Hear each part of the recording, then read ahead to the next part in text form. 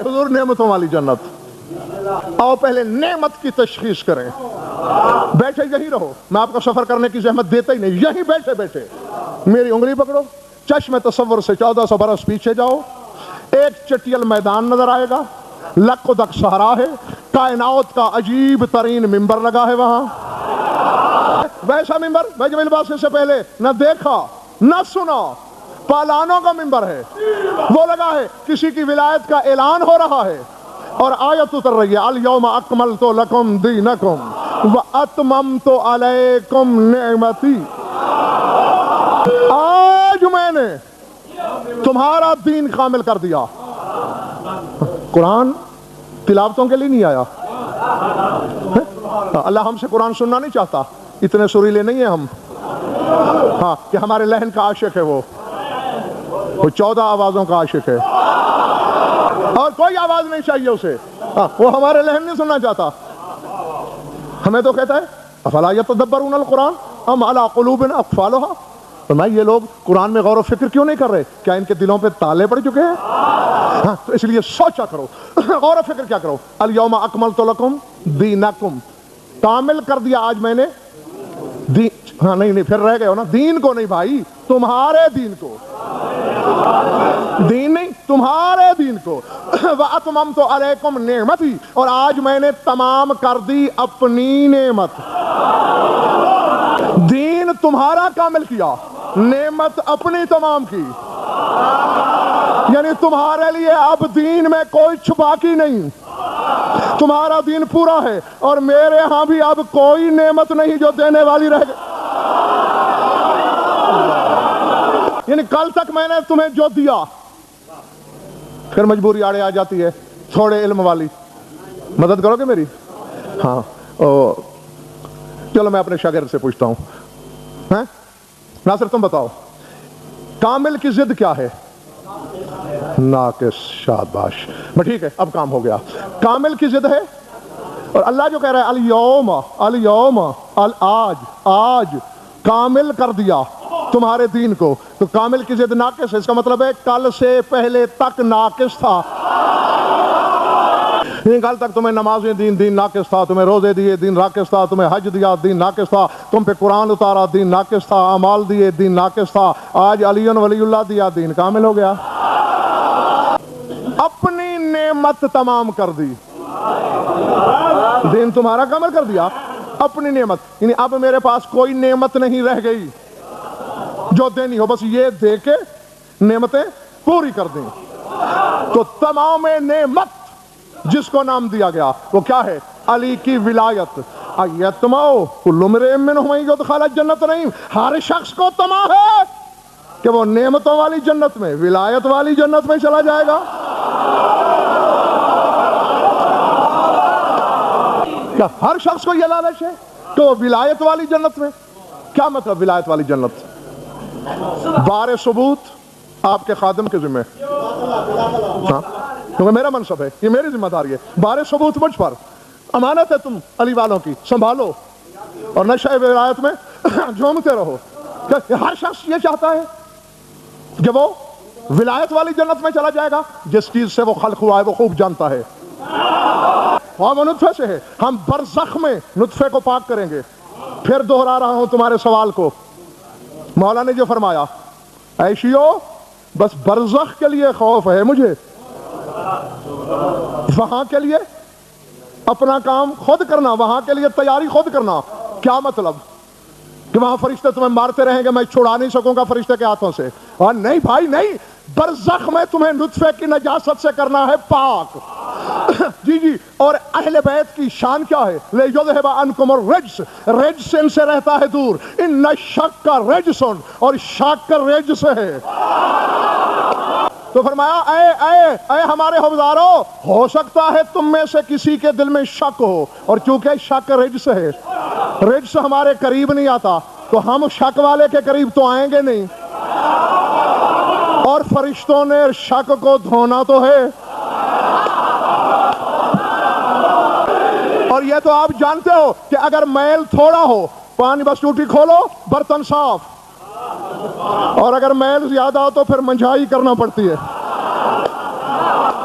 جی اس لیے میرے مولا نے فرمایا کہ برزخ کا خیال رکھنا. ہاں مبارک ہے اس شخص کو جو ان پہ شک نہیں رکھتا، برزخ کچھ نہیں بگاڑ سکتا اس کا. کیا ہر شخص ولایت والی جنت میں جانا چاہتا ہے؟ کیا مطلب ولایت والی جنت؟ نعمت ولایت کی جنت کیا مقصد؟ اس کی زمین ولایت کی ہوگی، اس کی دیواریں ولایت کی، چھت ولایت کی، ہوا ولایت کی، شجر ولایت کے، پھل ولایت کا. یہ حدیث پڑھی ہے کتابوں میں. ان الدنیا حرام علی اہل الآخرۃ والآخرۃ حرام علی اہل الدنیا وکلاہما حرامان علی اہل اللہ. فرمایا دنیا حرام ہے آخرت والوں پر اور آخرت حرام ہے دنیا والوں پر، اور دونوں حرام ہیں اللہ والوں پر. وہ یہ بھی حدیث ہے سرکار صادق کی. فرماتے ان للہ جنتا لیس فیہ حور ولا قصور ولا طعام ولا شراب الا الذکر. فرمایا اللہ کی ایک ایسی جنت بھی ہے جہاں نہ حوریں ہیں، نہ کوئی محل، نہ کوئی مکان، نہ کچھ کھانا، نہ کچھ پینا، بس وہاں ذکر ہے. فرمایا انبیاء تمنا کریں گے کہ ہمیں یہ جنت چاہیے. وہاں دھوپ تو پڑے گی نہیں کہ چھت کی ضرورت ہو، وہاں کب کبھی تو چھوٹے گی نہیں کہ کمرہ چاہیے، لحاف چاہیے. وہ تو جنت ہے، وہاں ذکر ہے. تو بھائی جو میرے پاس وہ ذکر کیا ہے؟ یعنی وہاں بھی جا کے ہم نے یہ تسبیحیں پڑھنی ہے یا نمازیں پڑھنی ہے؟ بابا وہ تو دار جزا ہے، تو دار تکلیف تو ہے نہیں. پھر ذکر کیا؟ اس جنت میں ذکر ہوگا. ان الصلاۃ تنہی عن الفحشاء والمنکر سورہ عنکبوت ولذکر اللہ اکبر. اللہ فرماتا ہے نماز برے کاموں سے روکتی ہے اور اللہ کا ذکر نماز سے بھی بڑا ہے. اور اپنے بلا تشبیہ سینہ توحید گنجینا کی طرف اشارہ کر کے ابو الحسنین خیبر شکن شوہر بطول فرماتے ہیں نحن الذکر و نحن اکبر، ہم ہیں ذکر اور ہم ہیں اکبر نماز سے. اب ذکر کیا ہے؟ علی. یعنی ایک جنت ایسی ہے گردی صاحب جس میں نہ حوریں، نہ حور، نہ قصور، نہ طعام، نہ شراب، بس علی علی، بس علی علی، بس علی علی. بھوک پیاس نہیں لگے گی.